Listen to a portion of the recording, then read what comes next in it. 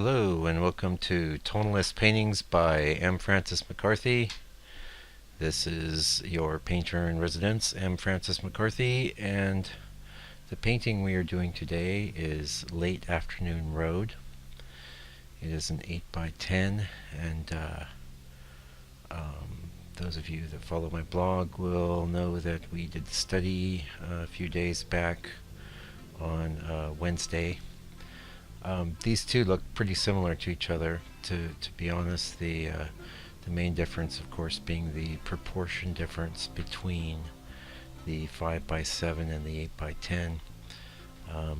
I'll be honest with you, 8 by 10s, I do a lot of them, but it's not one of my favorite proportions to work with. I really like the 5 by 7 type proportion better. I wish I could have these ratios memorized. I used to have a nifty little card, but I do know that a 8 by 10 is called a 3 by 4 ratio, and what the 5 by 7 ratio is, I don't know. But the 5 by 7 ratio, I actually do another size. It's 10 by 14, which is just that 5 by 7 doubled over each way.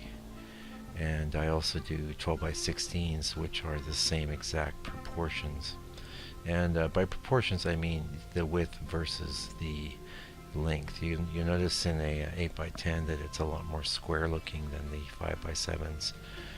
And I usually have to adapt my reference accordingly. Although what I was doing back here in 2014 when I painted this, I believe it was May or June of 2014, I would just do the scale difference by eye. I'd create my reference, or manipulate would be a more accurate word, in Photoshop, and then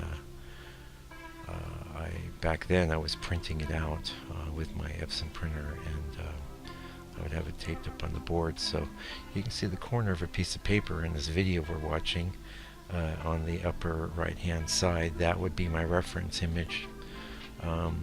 In 2015 I switched to using a digital frame, and now I use quite a bit larger digital frame, and I way prefer that because it's it's a lot cheaper, for one thing, than printing out my reference, and for another, especially with this new frame I'm using, it's far larger. So and I've noticed that works out well for the bigger images. For the 5 by 7s, I'm still using my small digital frame, which also works out because I like to do those in and about my other paintings. That's where I sort of settled these days.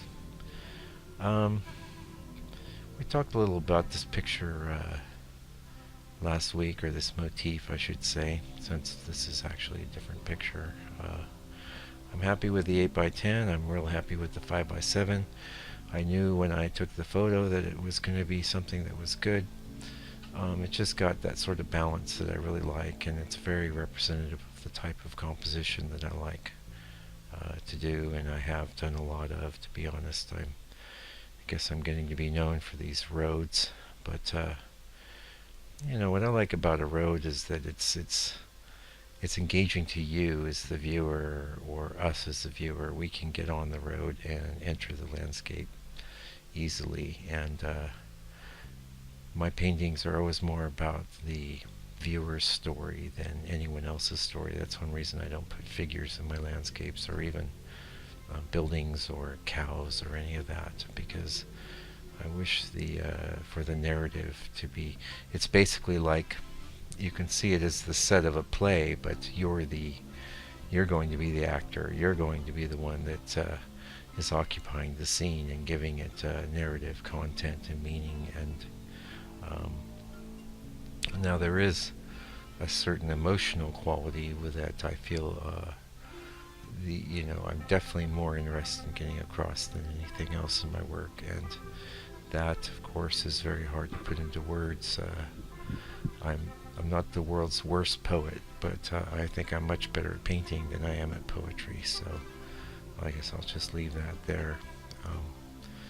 But that's what poetry is trying to do, is trying to express with words things that we can only do with pictures or other forms of art, like music. Speaking of music, I was if you read last week's blog post, I put my notes from I've been rereading a book by Burge Harrison called Landscape Painting, and it's really good. And it basically explains a lot of the reasons why tonalism is so much superior to most other methods of landscape painting, and a lot of that information's been lost. But getting back to music, he equates music and color as being the only two things that can actually stimulate emotion of certain types, and I think there's a lot to be said for that, other than, of course, interactions with human beings and things like that. But there are certain emotions that you get or you feel in nature that really you don't get from people. You don't get from interactions with people or social interactions at all. So, and that's sort of my domain. That's why my paintings are a bit empty. They're waiting for you to occupy them. And this painting is very, very warm. I just, I always adjust my my photographs to try and correspond to the video, and I don't know what it is, but it seems like my photo is just super, super warm. Anyway, getting back to what I was talking about with the research for this book, I will probably next week put some more notes from that book of Burge Harrison's I'm reading. He's covers so many great points, and he's so erudite and incisive about painting, and really was a huge influence on me. And there's another book I'm reading about in research for this book, which is written by Book in a Box, and I highly recommend that to any of you that are thinking of doing a book, because it really forces you to examine the reasons why you're doing a book and what you hope to accomplish with that, and etc., and so on and so forth. And I know why I'm doing a book. I basically want to share these tonalist techniques with the world and the modern age of painters. At least what I've discovered. I'm not the only one, of course, God knows, but also bring more attention to my work and to this style of painting, and I think a book is going to be a great way to do that. So we'll see how it goes, but I'm working at it, and I do tend to get things done. I got the 100 Days of Tonalism done, and that was really the thing that sparked mine and my wife's interest in doing a book, and she's been very helpful in that regard. She's my main editor, and she's keeping an eye on things and helping me, so that's working out.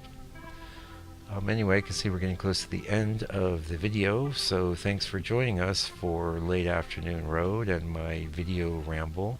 I'll be a little more concise about whatever it is I'm going to write about in the blog post. And thanks for joining us again today, and we'll see you next week for another motif, another 2 paintings. So meanwhile, take good care and stay out of trouble.